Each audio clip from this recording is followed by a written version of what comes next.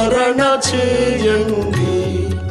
ప్రియులార క్రీస్తు యేసు నామ స్మరణ చేయండి.